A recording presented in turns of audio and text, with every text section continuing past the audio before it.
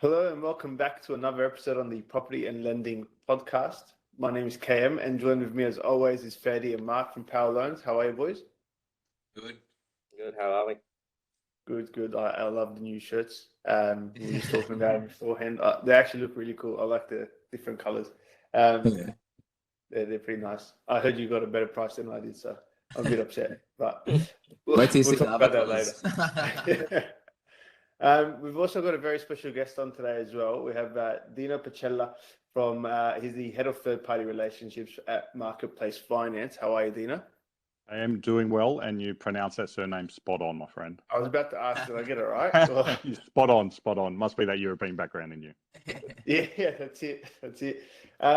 Dino, I was just having a chat before we hit record, and I was having a look at what you do, I guess, and there's a lot going on. And I thought it's probably easier if you tell us what you do, rather than me trying to, butcher all your achievements and stuff. So do you want to just let us know who you are, what you do, what's going on? Yeah, of course. Firstly, thanks, gents, for having me, Fadi, Mark, Game. It's a great honour to be on the podcast or the video. Mate, essentially, you've nailed it on the head. So the head of third-party at relationships and Marketplace Finance, what we do is we're strictly and solely a commercial brokerage firm where our parent company of Simplicity Loans and Advisory sits behind the marketplace offering. So the part of the business that I look after is our third-party referral program. So anybody that has a commercial transaction that they need some assistance on, whether that be from brokers to buyers agents to accountants, they can come to us and use our expertise, and we'll become essentially the commercial broker for that referral partner and their clients. But made the background from myself, like majority of finance people, started at a major bank, spent 10 years there, moved to a non-major, spent another 5 years, and at that time is where I joined, I suppose, a third-party division and got to love the broking channel. Loved it so much that I established a National Finance Brokers Day 7 years ago, which happens on the third Wednesday of every August. So it's coming up this year in the next 5 weeks. So it's extremely close. So really looking forward to that one. But that's purely just based off the passion and the love that I have for brokers and the amazing work that they do. But that's probably enough from me, KM. Well, mate, you're on the show, so you're going to be speaking a lot. What's the National Finance Brokers Day? Maybe you guys, I'm not a broker, so I have no idea what that is. Yeah, I started it, as I mentioned, this year's its 7th year, but it all came about when I initially joined the third-party division, and I was at Suncorp at the time. And I knew what brokers and what they did through my time with the banks, but I didn't understand the full range of services that brokers do. So I wanted to do some research. I was asking family, friends, and people I was meeting and going, do you know what brokers do? And a lot of them going, oh, yeah, they've got access to like 5 or 6 different banks, but I don't want to use them because they charge me like $2,000. I'm thinking, oh, that's strange. I haven't had many brokers charge people fees these days. Again, this was 7 years ago. So I thought, wouldn't it be good if we actually help build the awareness of what brokers do and get more people using us? So it got built just from that conversation with people, and it's built every year that we have special guests joining us. Obviously, COVID threw a few things into turmoil, so we had to do it all virtually, like most people. But this year, we've got a whole national conference. We've got keynote speaker Mark Burris that has been joining me since day one. We've got like 20 different sponsors, another 5 or 6 guest speakers throughout the day, and then we do an after party as well. So we're expecting a couple of hundred people at this year's event. And I sort of use the benchmark as if we can get more people using brokers, and we also always see the percentage rising, I think, every quarter or every 6 months whenever the MFAA release those statistics. But we're at, what is it now? Fadi and Mark will correct me if I'm wrong, but I think it's 69.5%. I need to get it accurately. But the beauty of it, even in our space in the commercial sector, we're starting to see that increase now. I think we're around the mid-30s. So I sort of use that as a very loose benchmark. And if I continue to see that rising, then if National Brokers Day is helping 2 or 3 people a year realise what brokers do and then help them get into a home or buy an investment property or commercial, whatever it may be, then it's a big success. Yeah, that's really cool. That's really cool. Might have to tap into your contacts there. Mark Boros, who else you got? Elon Musk and Donald Trump there as well. Elon Musk, I've got to charge him a couple of bill to be on the show. I think he can afford it. That's really cool. That's really cool. Might have to start a national buyers agent day. Yeah. 5 of us will rock up. Anyway, so mate, we obviously brought you on, as you were speaking prior about what you do, you're heavy in the commercial space, and we're over 50 episodes on our podcast, and we've never really spoken about commercial, and commercial is something I personally love, but there's not a lot of people out there that know enough about it, I guess, to speak about it. So when Fadi told me, he knew you and he spoke to you about and what you do, straight away, I was like, get him on. So I guess I might ask the first pretty simple question, and I'll leave, Fadi and Mark to ask some other questions as well. Just as an introduction, because we've never had anyone speak about commercial property before, can you explain what is commercial property? Are there different types of commercial property? Do they all come under one banner?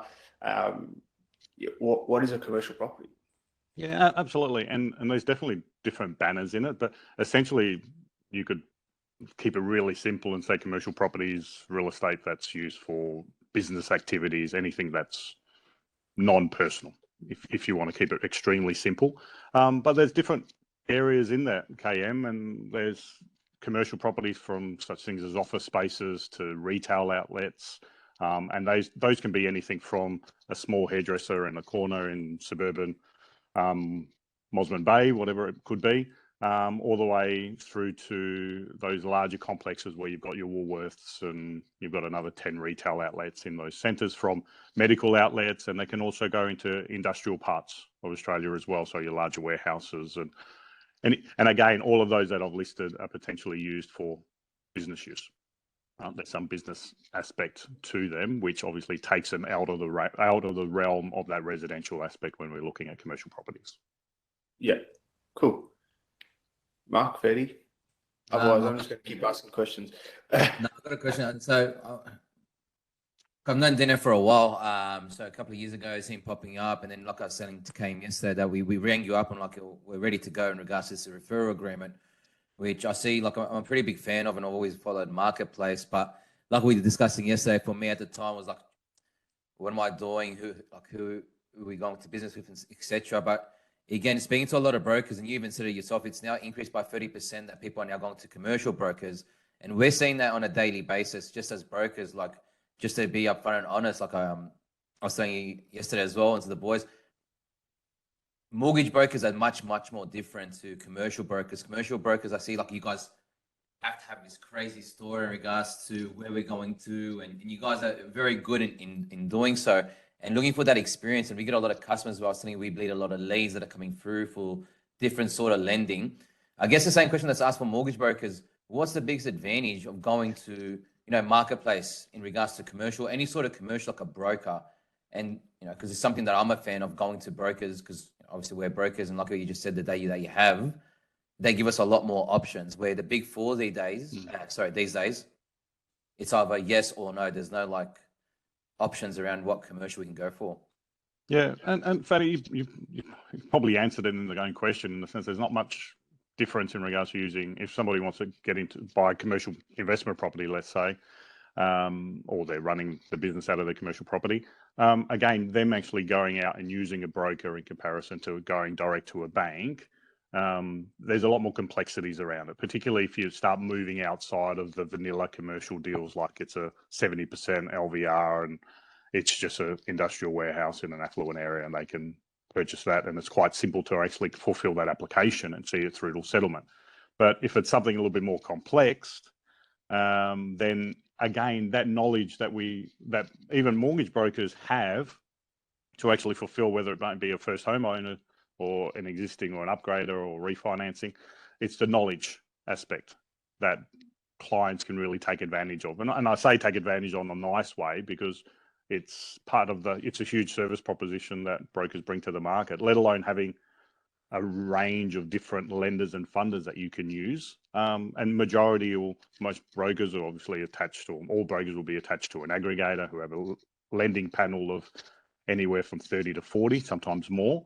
And even those commercial lenders or those business lenders are actually increasing on those panels as well. So we're starting to see more commercial funders coming on aggregators panels, and therefore flowing through to the broking channel and brokers having access to that. So those new ones that are coming on board are starting to do out of the box type of commercial lending. And we started seeing that a lot when COVID commenced a couple of years back. A few of the majors started pulling the levers a little bit back on policy and started going, we don't want to start lending in those areas or to those businesses.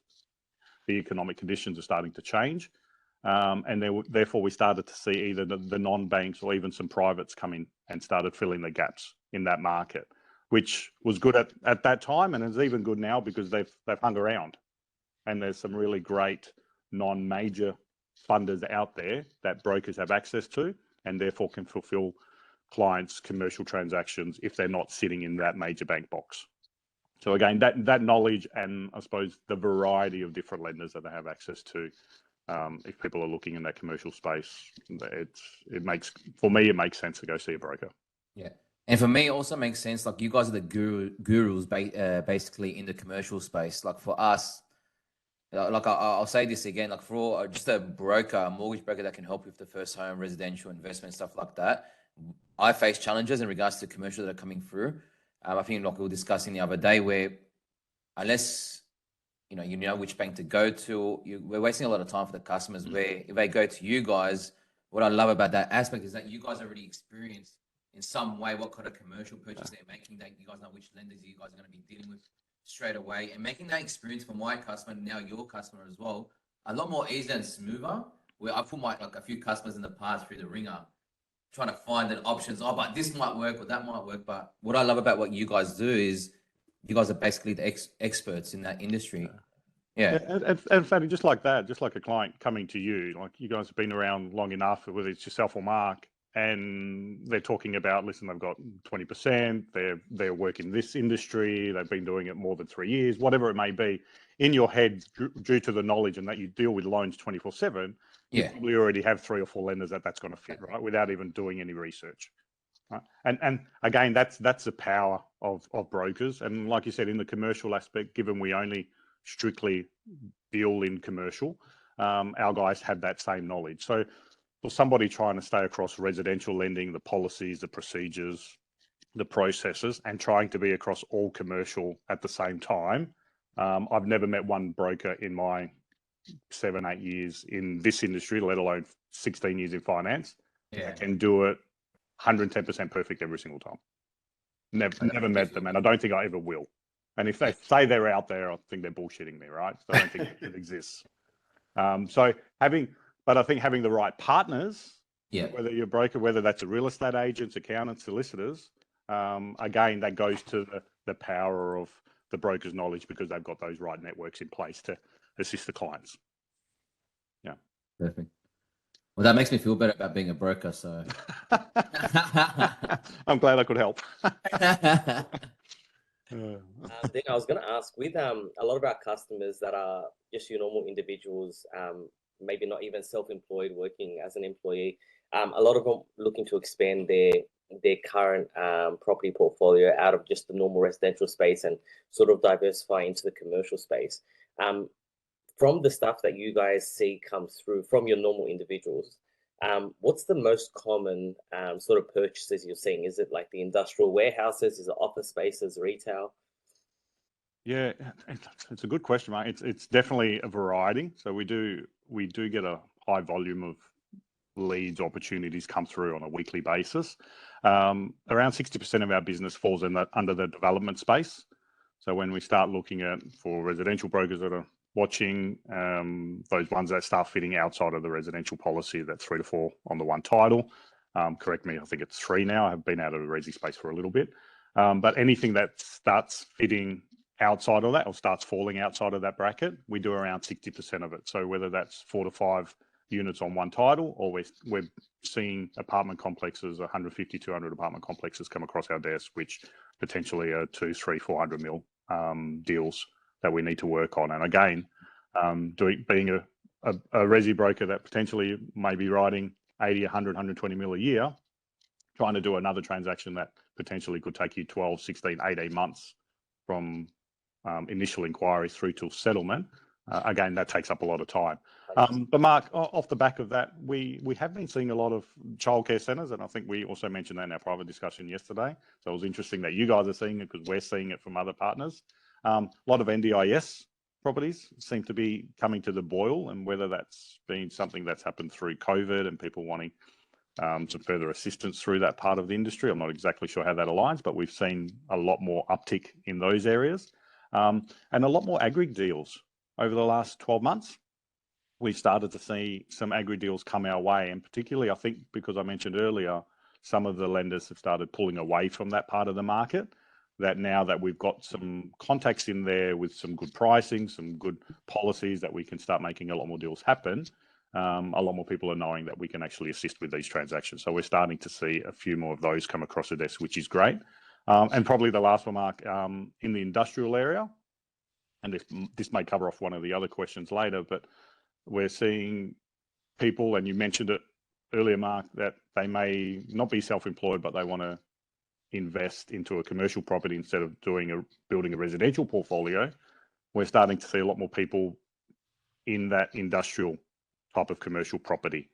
One, obviously, because there potentially could be high yields on there. The tenants in there supposedly a little bit more solid, and people can get longer leases in comparison to a residential. So probably a few pros on why, probably more pros on why we're seeing that happen coming into fruition. But again, residential markets, if you're looking at Melbourne and Sydney, it's not cheap to get into.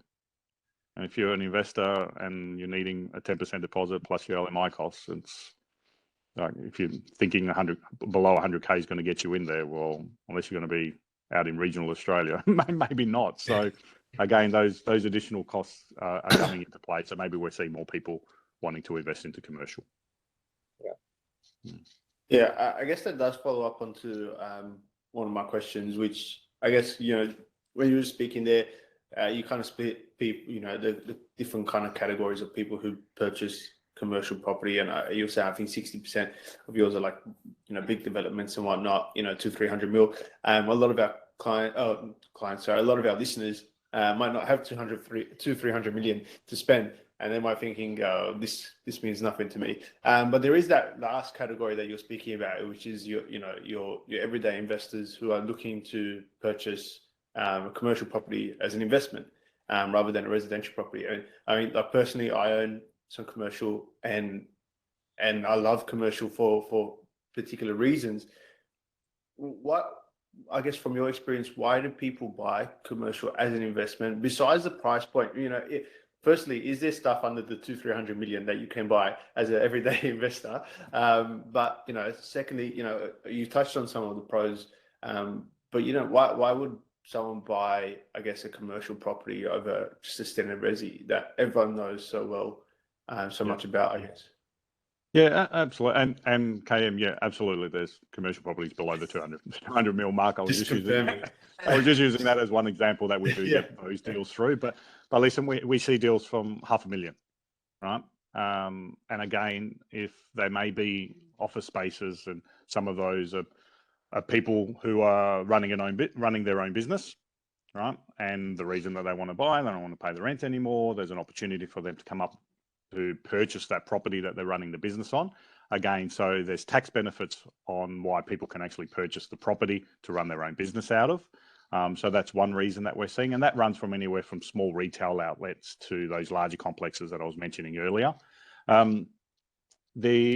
Why we're also seeing more people invest into commercial as well in comparison to residential, regardless if the resi now, unless it's in a great area and you've deposited a large chunk of equity to actually purchase that residential, there's still outgoings that you need to take into consideration, right?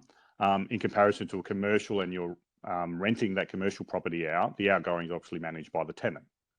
So again, not to say that it's a huge play and a huge decision-making ability for a lot of our clients, but it does come into fruition depending on the other portfolios that they may have, particularly if they've got a couple of other resi in there and they're looking to diversify what their portfolio looks like. So that comes into play a little bit.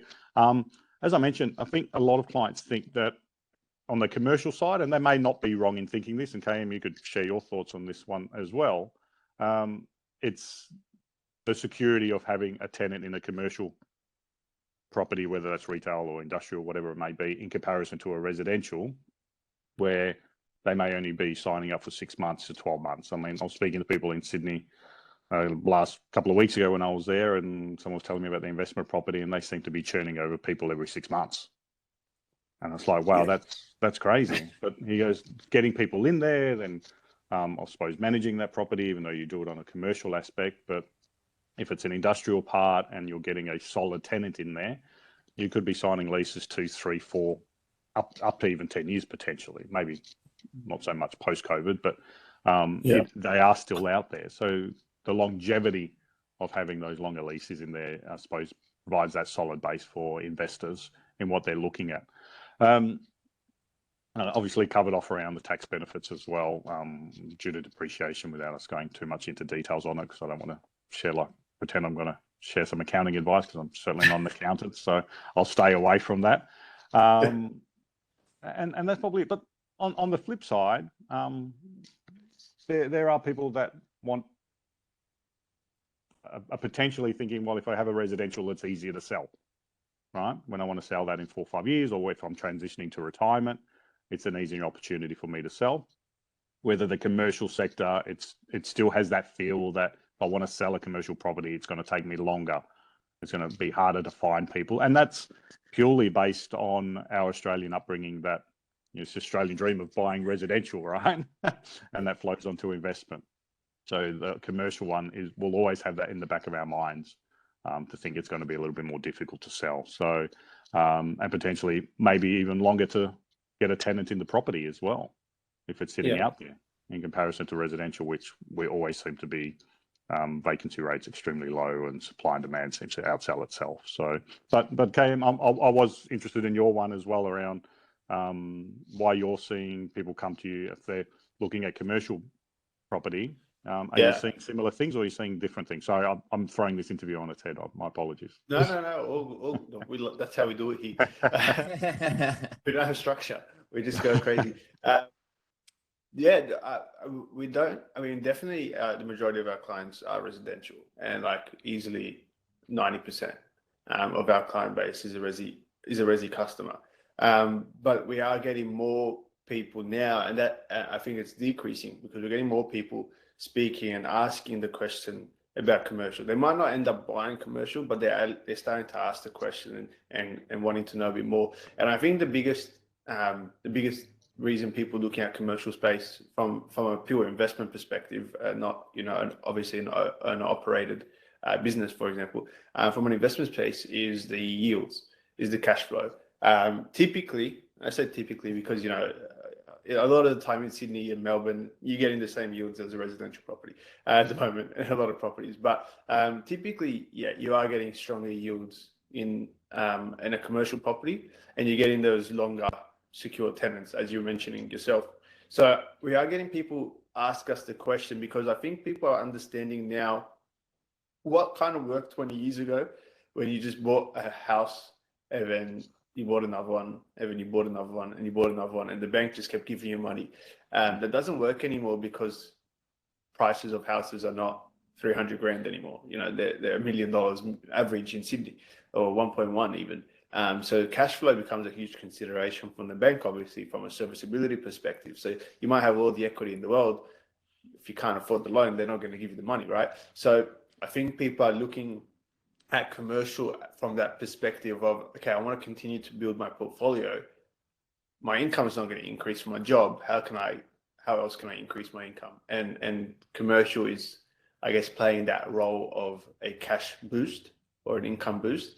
And then obviously, like you mentioned, the outgoings and whatnot, covered by the tenant in a lot of scenarios. So we are like, with our customers, we are a lot of the time we're buying outside of Sydney. In the resi space as well, we buy across all of Australia, and we're getting 4 to 5.5, sometimes 6% yields. So we're getting pretty strong yields in the resi space. And then people are obviously comfortable with the fact of it's a home, it's a house, it's I know who's going in there, who's going out. But people who are looking at, I guess, be a little bit more sophisticated, a little bit advanced, and I guess supercharge their portfolio, because I think a commercial property could do that.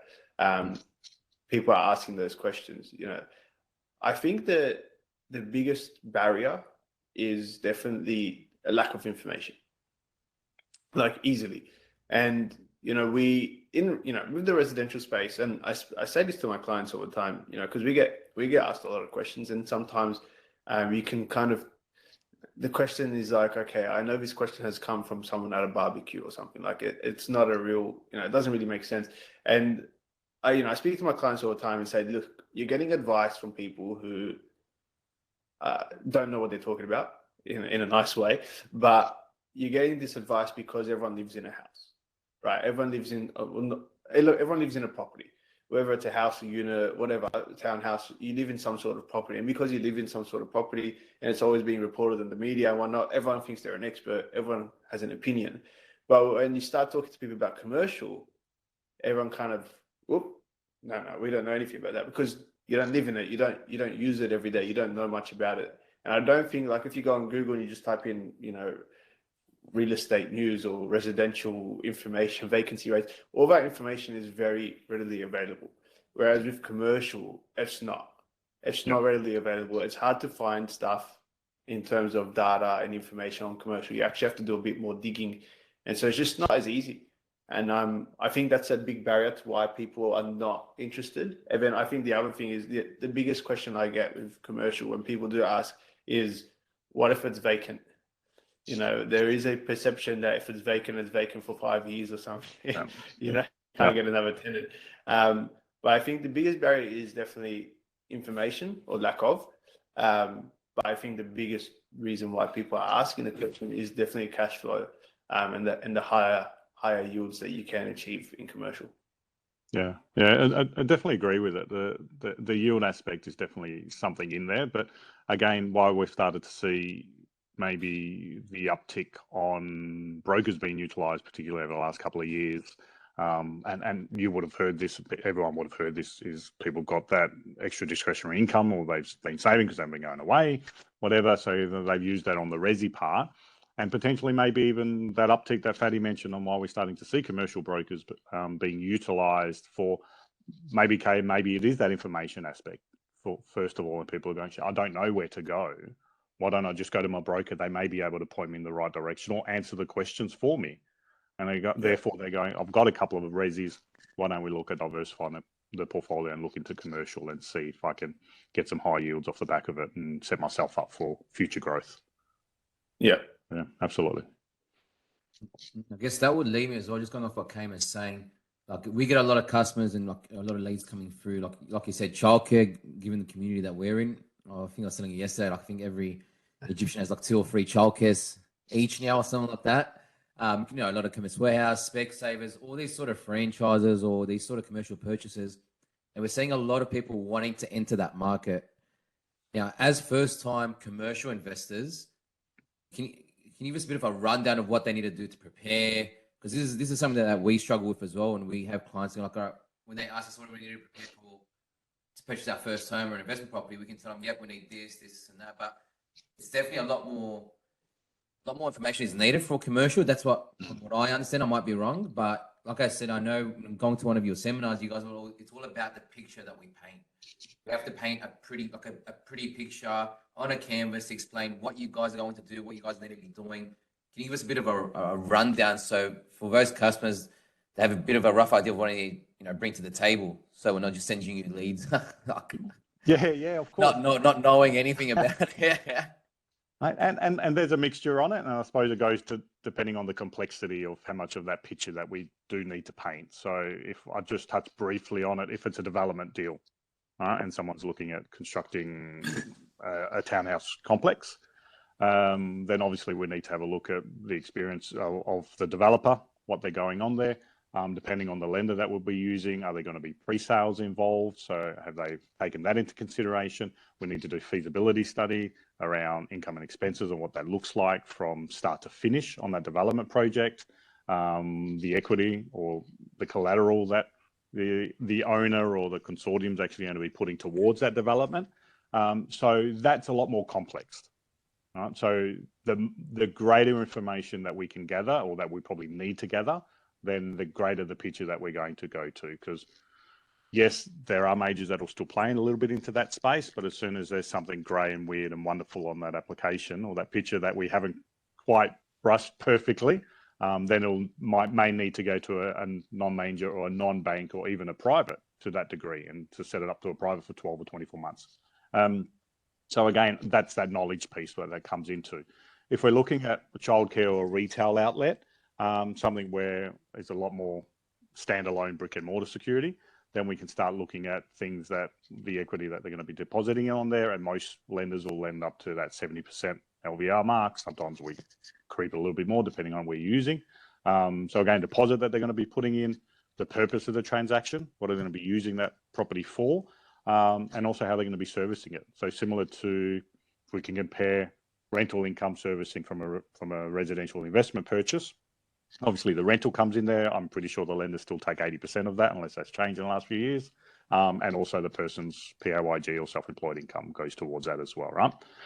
When you're looking at from a commercial retail outlet, it'll more look at the interest coverage ratio as well as part of the serviceability. So what I mean by that is, if the landlord's going to be taking in 100K in rental income for that year, and let's just keep this simple and say the interest portion of that loan is going to be 50,000, then you've got an interest cover ratio of 2, right? So 2 times what the interest is paid.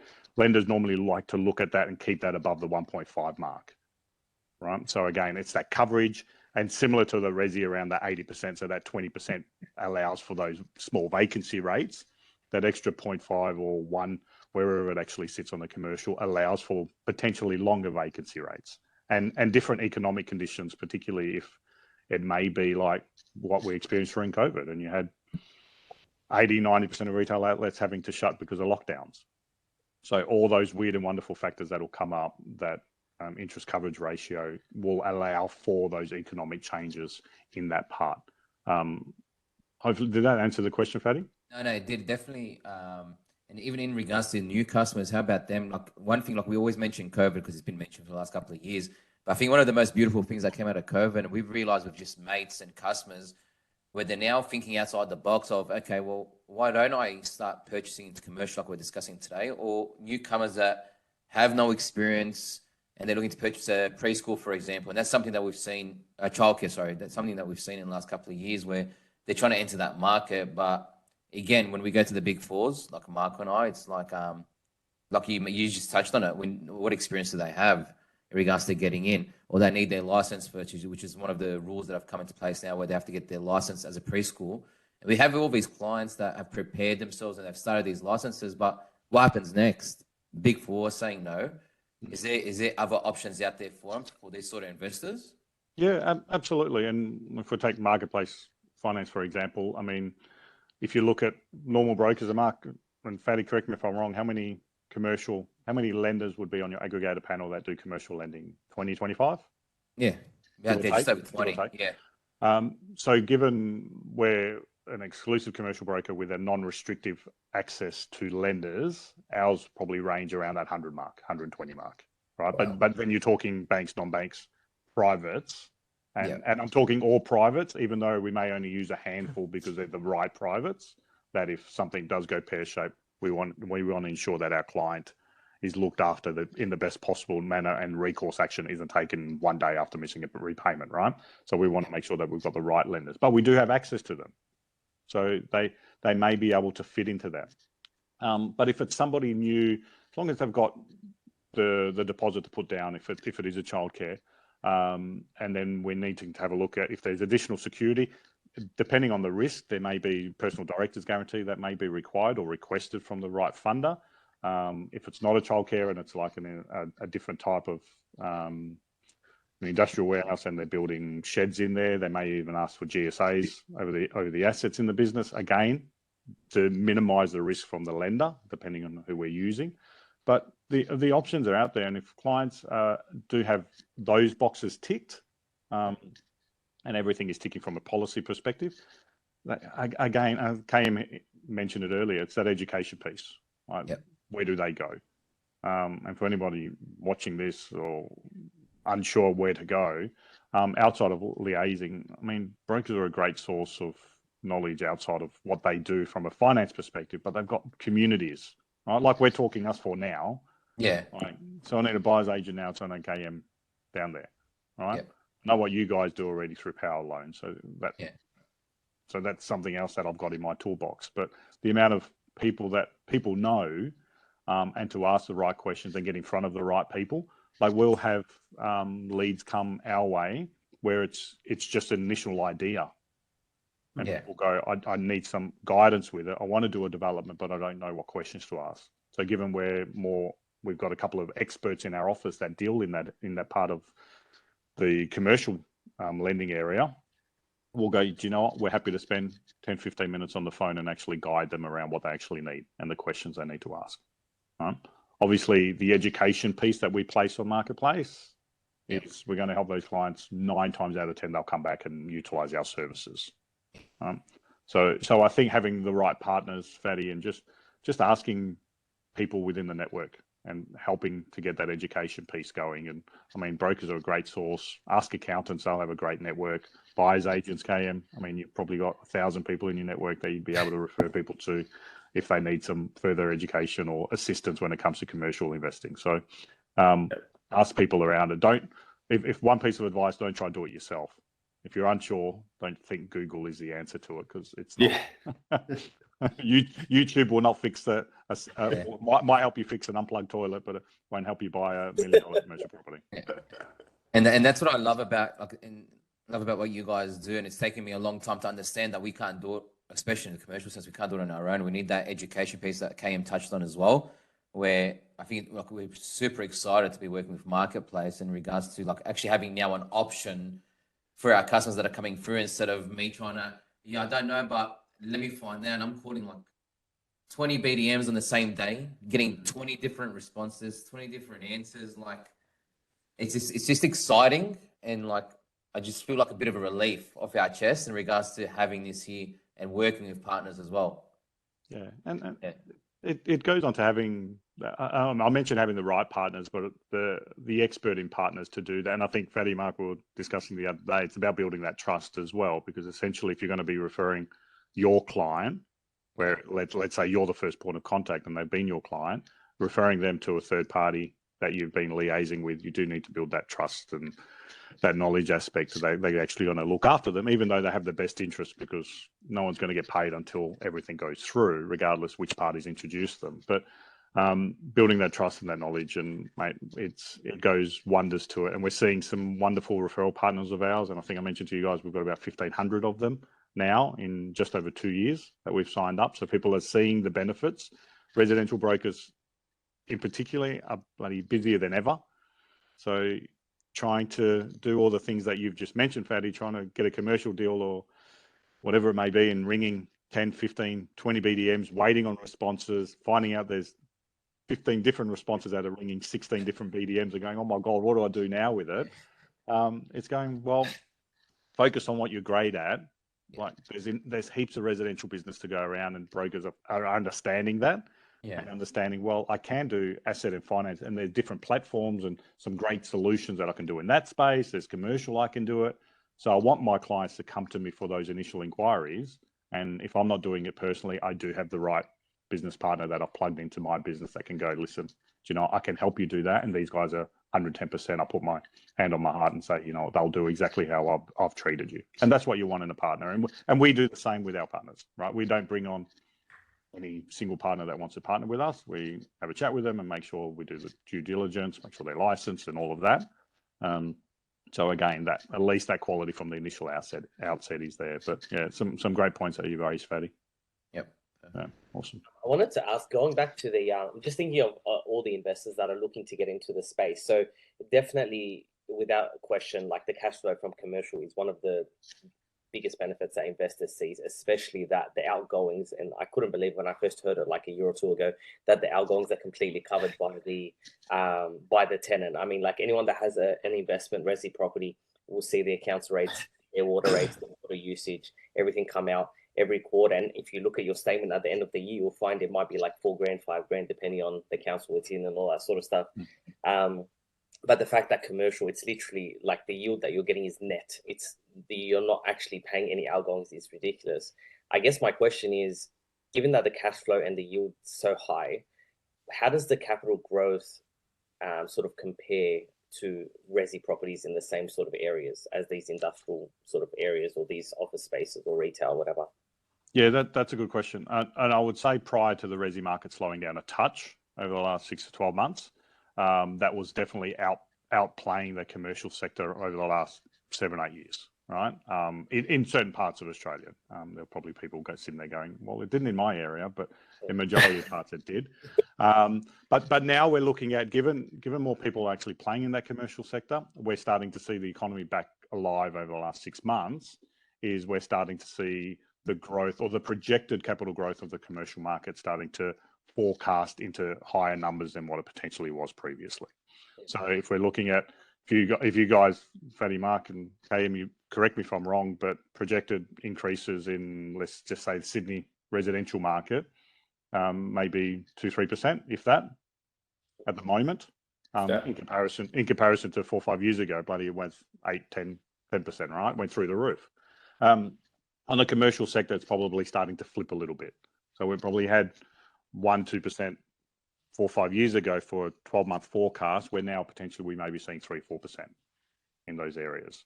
And again, those areas where they've moved office spaces from outside of the CBD and retail outlets outside of the CBD. And again, it's probably similar parallel to residential investing, is we're starting to see the outskirts of CBD areas starting to build up. So we're getting, when I mentioned we're starting to get leads around retail outlets, you know, those suburban areas where they might have the IGA and they've got 5 or 6 shops around them, a hairdresser, a deli, those type of ones, news agencies. We're seeing a lot more of those come in because people are wanting to not only work where close to where they live, right? So petrol prices and everything's starting to come into play now. People are going, well, if I'm going to, and again, probably goes off track around investing in that commercial area because they're not working. But if they're buying a retail outlet to run their business, so you've got hairdresser down the road wanting to do that, they're going, well, do you know, if I live 2 suburbs away and there's a retail outlet and I can run my business from there, then I actually want to do that. So I'm keeping the cost down as well from a travel perspective, from a, I suppose, a purchase perspective in regards to buying a retail outlet in the CBD to a suburban area. It's going to be cheaper to get into. So the deposit that you're going to have to put down may not be 200K, maybe 70K. So we're seeing a lot of that aspect as well. But Mark, I know you did ask me about capital growth. I think we're starting to see that commercial market upticking now.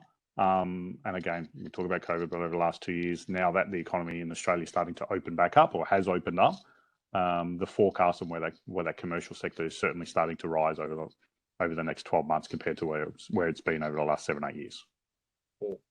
And sorry.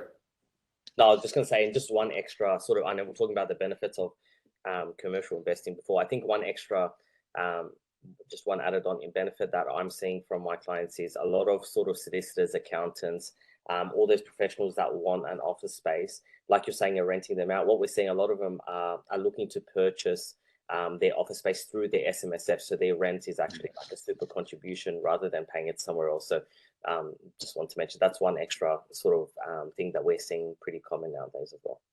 Yeah, fantastic. And there's a lot of structures you can do with a commercial purchase, right, in comparison to a resi. So whether that's going to be company in the trust name, SMSF, we're starting to see those as well. So, and again, it's doing an SMSF deal in comparison to just a plain resi deal. It's a little bit different. Yeah, a lot more legislation.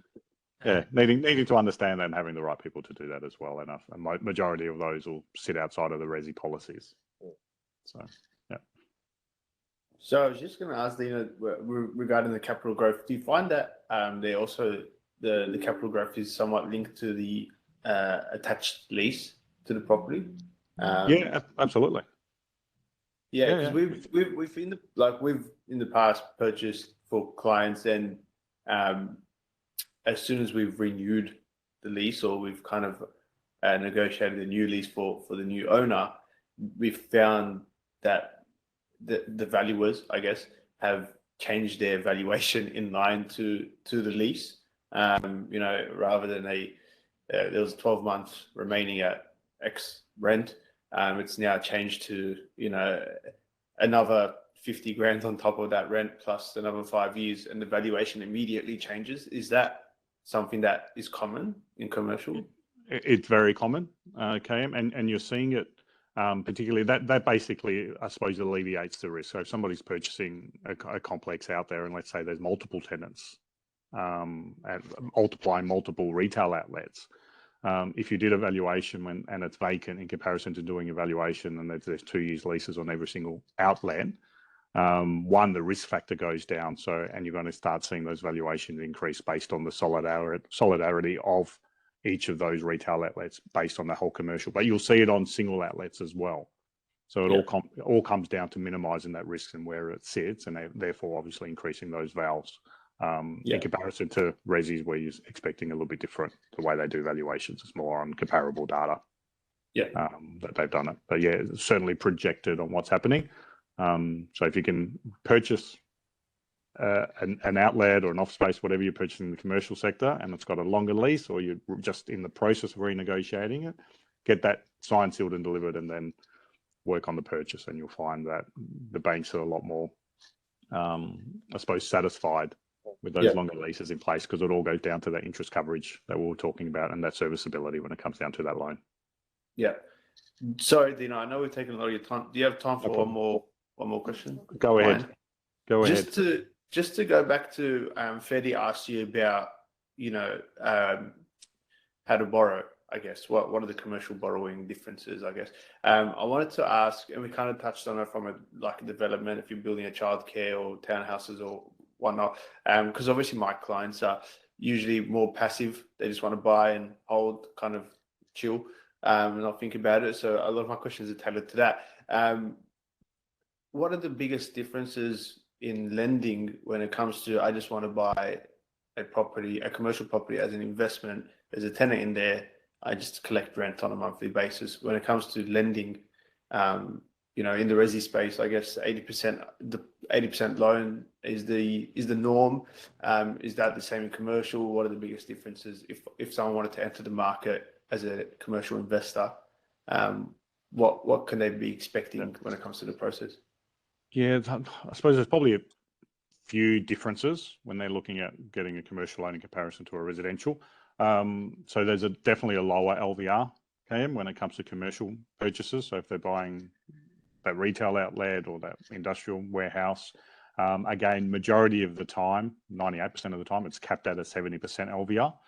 When in comparison to if you're going into a residential investment, I think we're talking 90%. That some lenders will do cap the LMI, some will plus the LMI off the top of that. So again, that 20% LVR, if you're doing apples with apples and it's a $500,000 purchase, can make a bit of a difference in the deposit that you're going to have to outlay. The other point is from a residential loan, so up to 30 years, 25, 30, depending on your age and where you sit. If we're talking about that same scenario for the commercial, you're talking a shorter loan term as well. So majority will cap that at 15 years. Some will even be shorter on that aspect. Yeah. So again, if you're talking that 500K mark, therefore your loan repayment is obviously going to be more on a 15-year loan term than they are on a 30-year loan term. Right? We talked about the valuations previously, but the security, I suppose, is put under the microscope a little bit more for lenders on commercial properties than they are on the residential ones.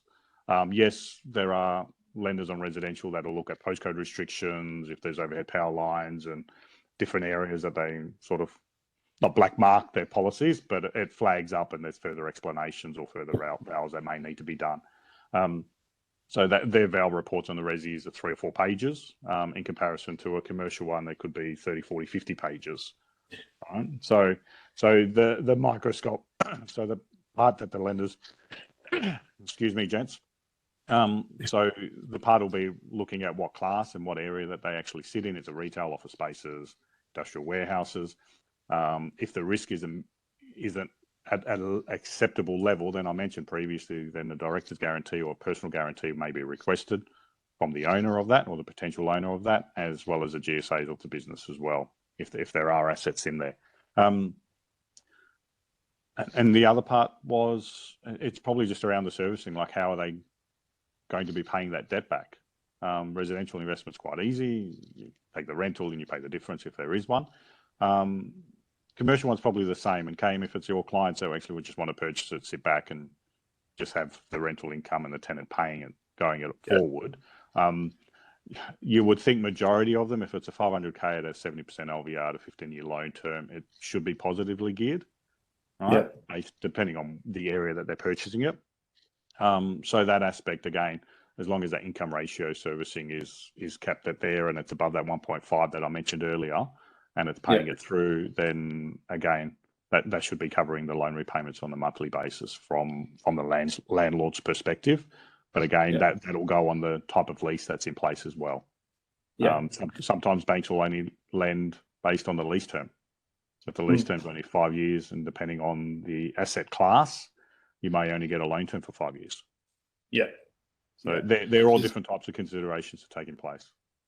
So it's quite variable. Like with Resi, there's more like, I guess, vanilla deals and offers and whatnot. I guess with the commercial space, it's very case by case dependent. So I guess a bit hard to answer the question, but in general, those are the norms. But definitely it can go higher, lower, more, shorter. Absolutely, and we'll find a lot of the opportunities that we get through, like they'll put in our portal, they'll put what the opportunity is like, until we actually speak to the client or we contact our referring partner directly back, and we find out they've got this, by the way, and they've got this, and they want to do this, and all of a sudden it's gone from this little project to this out, and potentially it might not be $500,000 anymore. It's gone up to 2.5 mil. Because the feasibilities that they did was just way off the mark. So there's a lot more, I suppose, digging that needs to be done when we're looking at commercial properties, particularly if we start playing in the development. If there's brokers that'll be watching, go, oh, but I've got clients that want to do 70% LVRs and they just want to buy a retail outlet, and it's majority of lenders now, if they're doing a residential and a small business loan, they can combine them under the one application and do that all as one, and they're simpler to do than if it's maybe a childcare centre and they're just getting their license. As Fadi mentioned, they probably need a lot more digging and a lot more knowledge around what to get from the client, and understanding that you probably want to get that information once, maximum probably twice from the client. So as Fadi Mark mentioned, that knowledge around going, well, shit, I could probably do it. I've got a lender, but I don't know. So I'll go to the lender. What do I need? This. Oh, by the way, they come back 2 days later. I need this now. And then I come back later and I need this. And your client's going, well, shit, just like any residential client that's purchasing a resi place, I go, Jesus Christ, you couldn't have told me this a week ago that you needed 5 different documents. You'd have to come back to me 3 weeks and 2 times every week.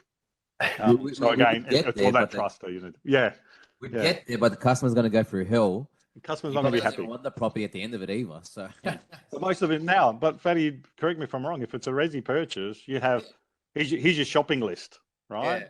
Go get that. Send it to me. We'll be able to submit the application this afternoon. Correct. Right? We'll get you the docs, the application, sign it. We'll get it done. So I suppose that's having the knowledge on the commercial one. When we issue a proposal out to a client, there'll be different options on there. Won't list the lenders, but it'll be different options that we know in the market that there's a 99% chance we'll be able to get it set with type of lenders, and we'll include our shopping list on that proposal. And I honestly feel as well, what Kane was saying, I think with commercial, it's a security basis as well. Like each security has a different sort of LVR that you can borrow up to as well. So even if the big four, sometimes they'll let you lend up to 80%. And then sometimes it'll be like now going off this sort of security, this sort of purchase, like, sometimes 50 to 60% even. And one thing that bugs me, now I think it will bug Kame and Mark, is with a few lenders, like once you purchase through them, once you go above a certain limit of borrowing, they reduce the LVR.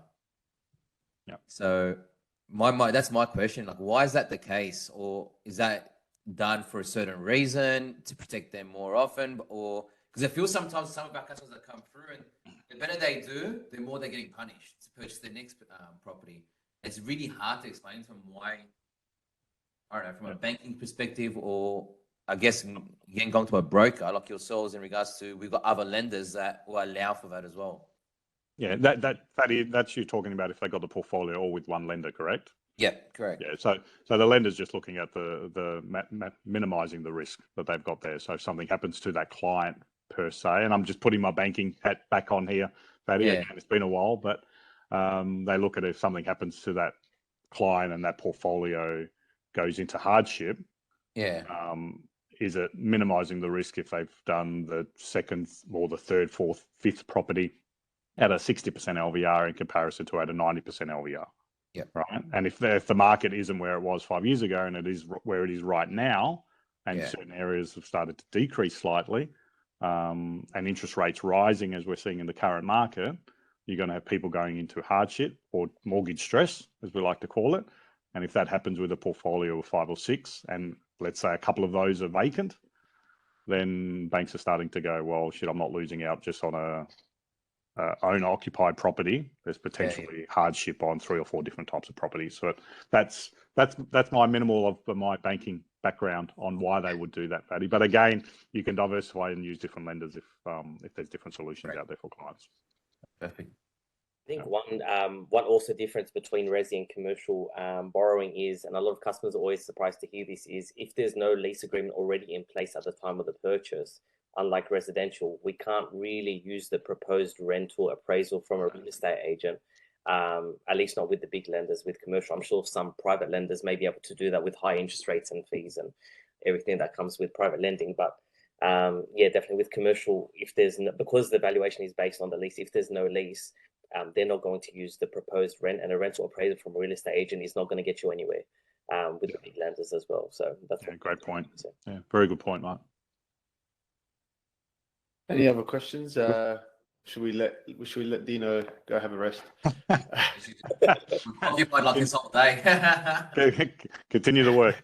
It's been really good chatting with you. Are you in Brisbane? I'm based out of Brisbane. I'm currently in Perth at the moment, but time spent between Brisbane, Perth, and Sydney majority of the time. There's a few Melbourne trips here and there, but our head office is based in Sydney, but we do have an office in Melbourne as well. So hence the running around Australia part. Yeah, nice. Well, I should be in busy at the end of the month or start of next month. So if you're there, we'll catch up and we'll have a chat because I want to ask some more questions. But I know you got. Yeah, fantastic. Sounds good, Kame. Alternatively, I'll be in Sydney for National Finance Brokers Day on the 17th of August. So it's organised. I'll send you the details. More than welcome to come along. Yeah, beautiful. Yeah. Oh, mate, thank you. I really enjoyed this. And if you ever are really bored and have nothing to do, would love to have you on again. Because I've got so many more questions to ask you. Maybe we'll get a bit more deeper into hopefully the next one we have like success stories of our customers that have come through and use the services as well. So that'll be even better. Yeah. Well, Dino, if anyone's listening and they want to, they're like, oh, this commercial thing sounds amazing, and they want to speak to you, how do they find you? Where do they contact you? There you go. I suppose LinkedIn's probably the platform of my choice, so they can go on there and connect or send me a message. There's my email on there as well if you're not connected, so you can shoot me an email. Otherwise, they want to look at Marketplace. It's literally just marketplace.finance is the URL address. They can have a look in there. It gives you some brief outlines. You can even partner with us and we'll get it through and give you a call from there. So whatever method you want to use. And obviously if someone just contacts ourselves or Fadi and Mark, we'll get you in contact as well. Just having a look at your LinkedIn, mate. I didn't realize how famous you are. 175,000 followers. Famous is a very loose word you use there, Kane. Very, very loose. Can you send me the link for where you buy followers? Or I can. I think they've just given me a 20% discount now because I bought all those ones. So it's fine. That's very cool. You're about to go viral, so I didn't realize. It's a special, wow. Mate, thank you so much for your time. Genuinely, really, really appreciate it. If you got a sneaky headshot or something, send it over so we can advertise. Otherwise, I'll just screenshot. But it's probably better if you send it. I'll send that over. Send me the link, gents. I'm more than happy to shoot this out to the network so more people can have a watch of this, and we can help 2 or 3 people. Then even better. Thank you. Thanks, Dino. Awesome. Take care, boys. We'll talk soon. Thanks very much, gents. Have a good day. Bye.